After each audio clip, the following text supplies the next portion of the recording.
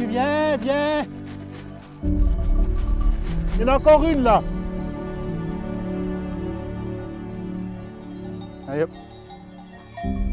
9, 10, 11, 12, 13, 14, 15. Ouais, elles sont toutes là. Moi je les reconnais parce qu'elles ont tous une cloche et puis que je les connais depuis leur naissance. Ouais, ça c'est Aline. Ils ont tous un nom qui commence par A. Je les retiens par rapport à leur physionomie et puis les numéros d'oreilles.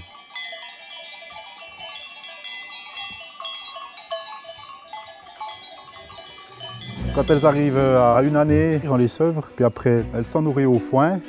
Et puis quand c'est la saison estivale, elles passent dans les pâturages communaux des Franches-Montagnes.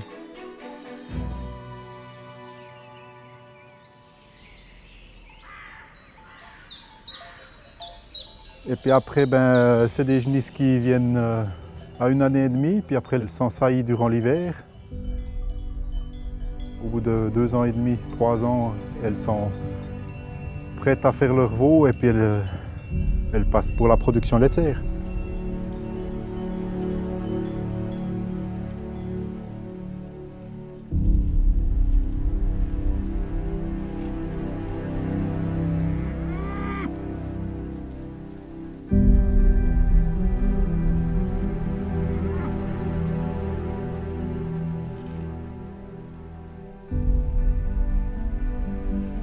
On est sur l'exploitation de famille Bircher. Timothée et moi-même Philippe, on est collaborateurs. Et ici nous sommes sur le pré où en général on récolte le foin. Et comme c'est l'automne, les vaches mangent encore la dernière coupe avant l'hiver. J'ai fait 3 ans d'apprentissage chez Nicolas Gogna puis Sébastien Oplicre. Et puis après ça, je suis venu à la maison. Depuis très jeune, j'ai toujours été passionné des vaches. En grandissant, c'est surtout la race Holstein qui m'a le plus convenu. Et puis j'espère continuer dans cette direction encore bien des années.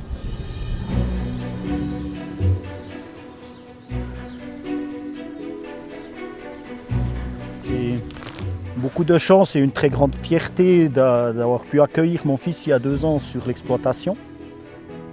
J'avais très à cœur quand il arrive que nous puissions décider ensemble et que nous puissions aussi travailler ensemble. Dans l'organisation des travaux qui sont répétitifs, nous avons trouvé une solution d'alternance. Par exemple, la traite du matin se fait par un pendant 1 semaine et cette semaine-là, l'autre va traire le soir. Et la semaine d'après, on alterne.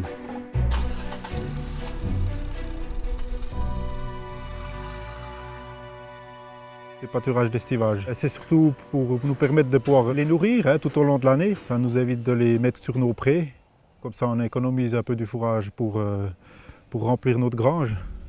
Aussi valoriser ces pâturages boisés. Ils ne seraient pas payés par des vaches des genisses, se mettraient en friche et perdraient toute cette valeur qu'ils nous apportent. Maintenir un paysage typique des Franches-Montagnes. Sinon, on n'aurait pas ces pâturages boisés avec des prairies et des sapins qu'on doit essayer de préserver. On y est né et on y est ancré en fait. De génération en génération, mes parents étaient là. Et c'est un paysage unique, je crois. Au niveau mondial, je dirais.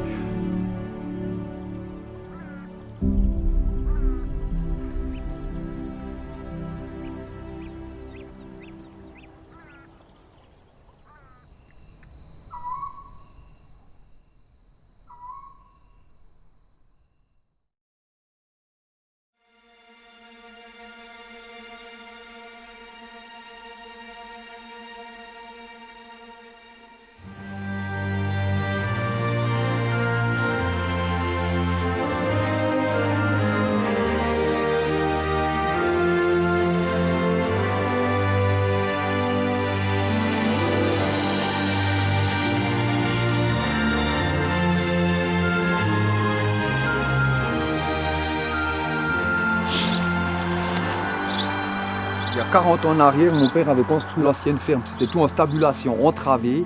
Les vaches étaient attachées. J'ai fait le pas pour faire la stabulation libre, quoi. Alors elles peuvent faire comme elles veulent, elles sont en mouvement, elles sont autonomes si on veut. Avant, on peut dire à la tâche, on était esclaves de nos vaches. Mais maintenant, c'est elles qui doivent venir, quoi. Elles peuvent faire ce qu'elles veulent. Il y en a qui mangent, il y en a qui se couchent. Après, quand il fait beau, ben bon, c'est toujours ouvert la journée la porte, elles peuvent aller dehors. Ce qu'il y a de bien, c'est quand il y a du soleil, ben, vers 11h, elles sont toutes dehors. Elles prennent un bain de soleil. Quand il neige, comme l'autre fois il neigeait de ces gros flocons mouillés, elles arrivent dans la salle de traite, elles ont une pellicule de neige comme ça sur le dos, tu dirais des bonhommes de neige. Elles vont là-dedans, elles se trayent. Alors après, elles vont sous la brosse, alors elles sont comme si tu les laves au Karcher, quoi. Elles sont tip top. Elles aiment cette brosse, elle tourne, mais toute la journée, elle tourne, quoi. Elles vont dessous.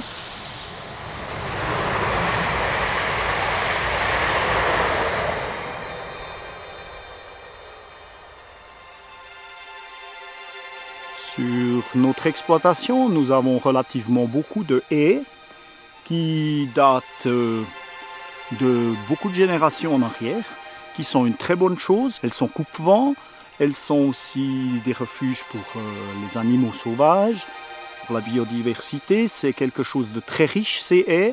Nos ancêtres ont régulièrement taillé ces haies pour qu'elles restent toujours comme initialement prévu. Et c'est le devoir de notre génération de continuer de faire ça. Ce n'est pas du tout pour essayer d'éliminer la haie, bien au contraire, c'est pour la garder dans la forme, dans la grandeur, pour que la haie puisse vivre et en même temps que nous, on puisse travailler autour. Quand j'ai fait la stabu, moi, c'était primordial. Je pouvais plus voir des bêtes à la tâche, quoi. Quand je venais le soir, je fais toujours faire ma tournée avant d'aller au lit, là. Ils avaient 110 par place, alors elles ne pouvaient pas tous se coucher.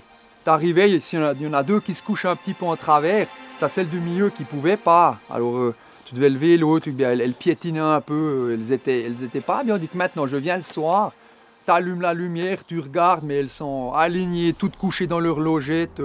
C'est le bonheur des bêtes, quoi. Ils sont 5 étoiles.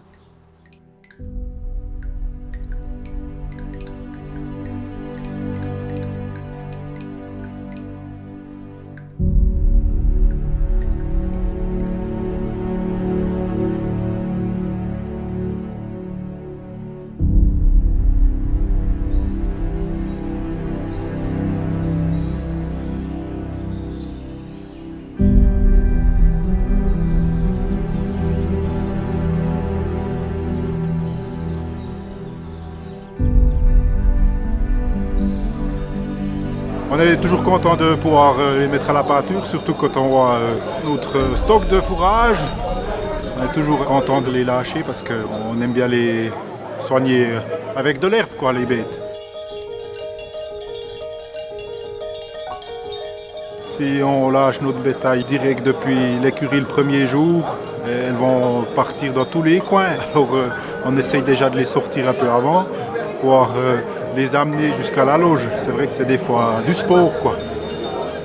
Après, il faut quand même être un peu du monde, surtout la famille, quoi, qui vient, le papa, la maman, mon épouse, et puis des fois ça se donne le samedi, puis là, les enfants, ils prennent parti.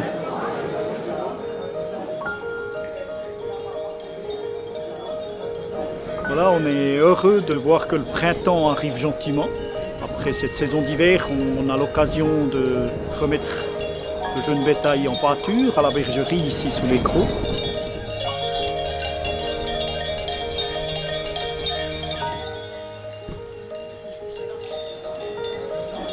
Vu qu'il y a un grand mélange de beaucoup de fermes, c'est beaucoup plus facile que si on avait un groupe qui se connaissent tous et juste deux nouvelles qui arriveraient. En l'espace de quelques heures, elles vont s'habituer ensemble, elles vont apprendre à se connaître, vu qu'elles sont tous étrangères. C'est tout simplement une hiérarchie qui se fait. Il y a toujours des bêtes dominantes et des bêtes moins dominantes. C'est tout à fait normal. Et le premier jour, ça se bouscule, ça doit se mesurer. On ne peut rien faire contre. Au contraire, c'est la nature. C'est une belle image de notre métier de voir que ce n'est pas des automates ou des machines.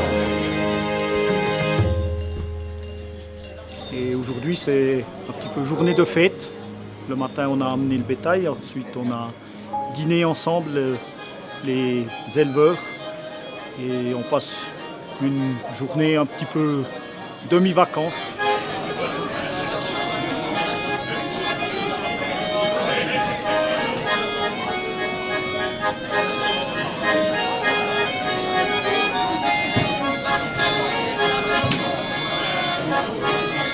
On parle peut-être de l'hiver, du passé, on parle des attentes qu'on a sur la saison qui vient. On parle peut-être aussi de politique agricole, mais je pense qu'un après-midi comme aujourd'hui, c'est surtout aussi un moment où on boit un verre, on est décontracté, on se lâche un petit peu parce qu'on n'en a pas très souvent des moments où tous les éleveurs d'une commune se retrouvent autour d'une table pour passer du bon temps. On va faire la fête cet après-midi, ouais. Les discussions, les rigolades. On attendait ce moment avec impatience, faut dire.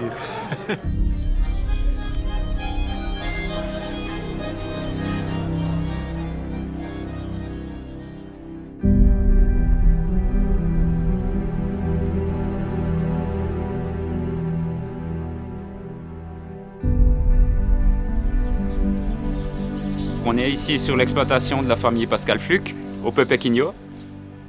L'alimentation des vaches de l'exploitation est faite du pâturage l'été, en hiver du foin et du regain récoltés sur l'exploitation et en complément un aliment distribué par le DAC. Je me trouve ici au bureau où je vais chaque matin après la traite pour contrôler les quantités de lait de chaque vache afin de pouvoir régler la quantité d'aliments par vache et par jour avec le DAC. Le DAC est un distributeur automatique de concentré que l'on règle par l'ordinateur au bureau qui nous sert à distribuer les concentrés à chaque vache individuellement chaque jour. Donc ça peut paraître surprenant, mais une partie de l'alimentation de nos vaches se fait derrière notre ordinateur. Alors sur l'ordinateur, on peut trouver le nom de la vache, son numéro de collier, les quantités de lait, le nombre de veaux qu'elle a fait, les inséminations, le calendrier des chaleurs, la descendance de la vache, la quantité d'aliments distribués par jour.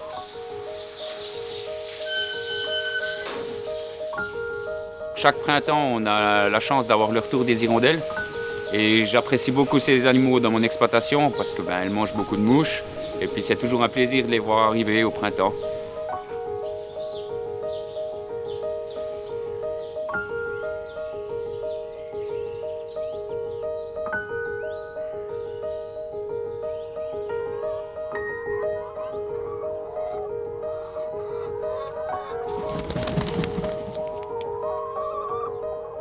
Voilà, on a des poules pondeuses à côté des vaches. C'est sympa.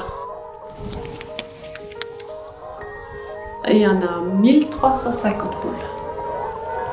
Alors ça gratte, ça picote.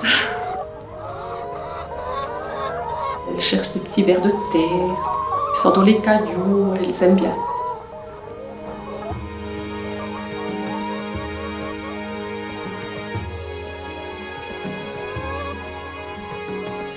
Et on passe normalement 3 fois par jour pour ramasser les œufs.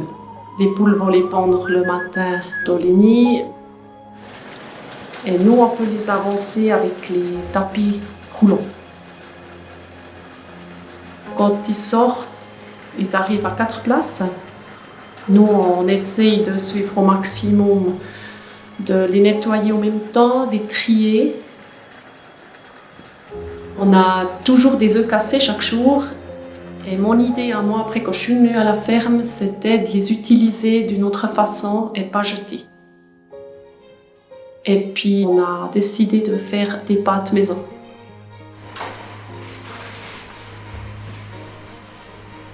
Dans la moyenne, je fabrique 30 kilos par semaine.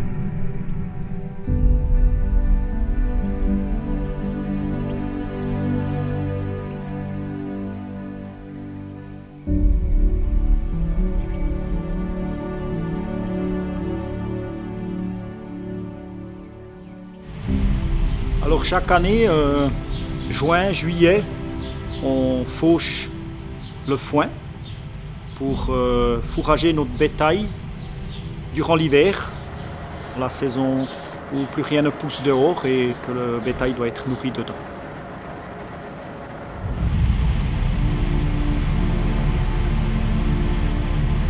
On est équipé avec une faucheuse frontale.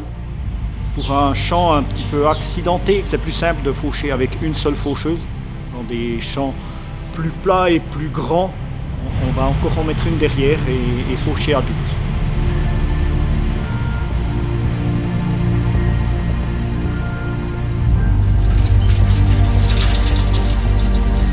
Une fois que le foin est fauché, pour faire les andins, c'est ces lignes droites qu'on voit dans le champ. On a l'andenneur, c'est une machine qui a 2 grandes toupies. La première toupie le donne à la deuxième et la deuxième le met contre une bâche. Une fois que les andins sont faits, on suit avec la presse-balle ronde qui ramasse le foin, qui le pousse à l'intérieur de la machine. Le foin tourne sur lui-même à l'intérieur jusqu'à ce que la pression du foin monte à un niveau qu'on a réglé sur la machine. Et à 100%, on ouvre la porte arrière, la balle roule dehors, on referme et c'est reparti pour un tour. On a toujours beaucoup de plaisir de pouvoir récolter tout ce foin. C'est en même temps un temps assez pénible, on a beaucoup de travail. Des années comme cette année ici où on a une longue période chaud, sec, c'est très facile. On peut récolter tous les jours, jusqu'à tard le soir, c'est vraiment très motivant. Il y a des années où il pleut plus souvent, où il faut choper 2 jours et demi pour prendre un petit peu, on prend moins de risques, on fauche moins à la fois et la récolte se poursuit plus longtemps. C'est difficile sur le moment, mais c'est aussi difficile durant tout l'hiver. Parce que le fourrage est beaucoup moins bon, il est devenu vieux, il faut rajouter plus d'aliments achetés pour essayer de quand même produire la quantité qu'on aimerait produire.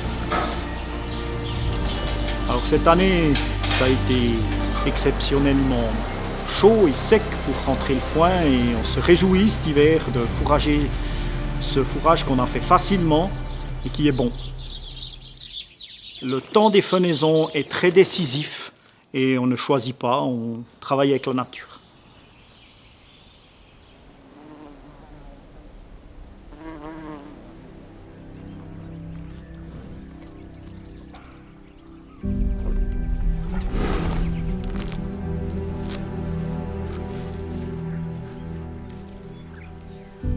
C'est l'herbage de nos pâturages et la qualité de nos fourrages qui fait ce goût de la tête de moine. Moi, j'aime la diversification de mon métier. Parce qu'on est un jour dans les vaches, un jour on fait de la mécanique, un jour on fait de la maçonnerie, on touche à tout. C'est un honneur pour moi de traire du lait pour fabriquer un fromage de haute valeur ajoutée. Et notre but, c'est d'amener le meilleur lait possible pour qu'on sorte le meilleur fromage possible. Et quand on pense qu'une vache qui broute de l'herbe au pâturage, qui rentre à la maison, qui se fait traire, on sort du lait, et on l'amène à une fromagerie et on sort un fromage à haute valeur ajoutée. C'est quelque chose qui est magique, quoi.